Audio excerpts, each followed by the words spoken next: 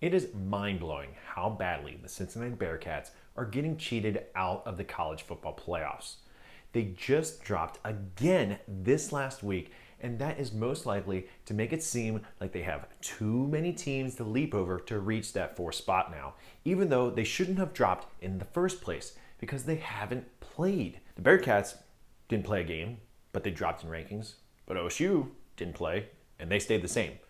That just goes to show the bias right there. Look, all these teams are good, but if each team listed above Cincinnati has lost to the team ranked above them, then we shouldn't be giving them the same chance to get a rematch versus most likely the number 1 seed, Alabama.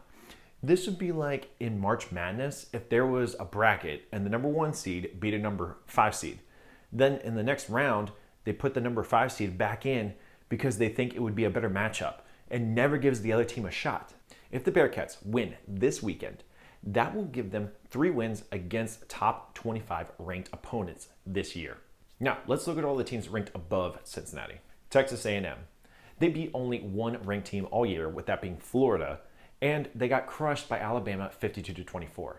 Most likely, they would get the 4 seed. So why would we want them to rematch against Alabama? Why don't we let a new team get a shot to face Alabama? And I'm not saying that the Bearcats would beat Alabama, but I do believe that they have just as good of a shot as anybody to beat them this year.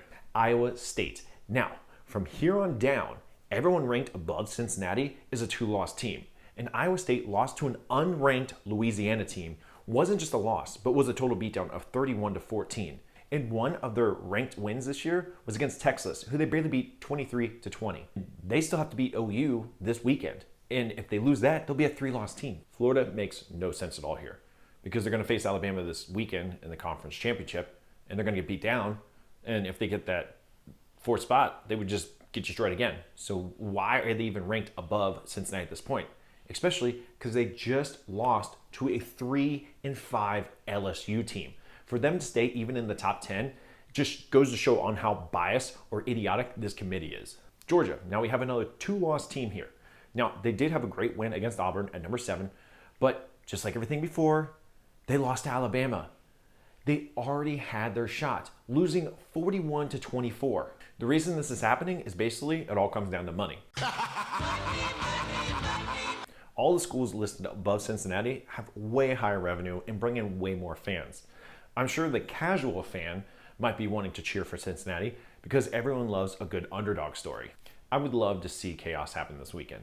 But now that the committee has dropped Cincinnati so low, there's not really any way for them to climb back up into the playoffs. This is most likely what will happen this weekend. Alabama will crush Florida, keeping them at number 1. Clemson will beat down Notre Dame because they'll actually have their starting quarterback this time, which will give them the number 2 spot. OSU will beat down Northwestern.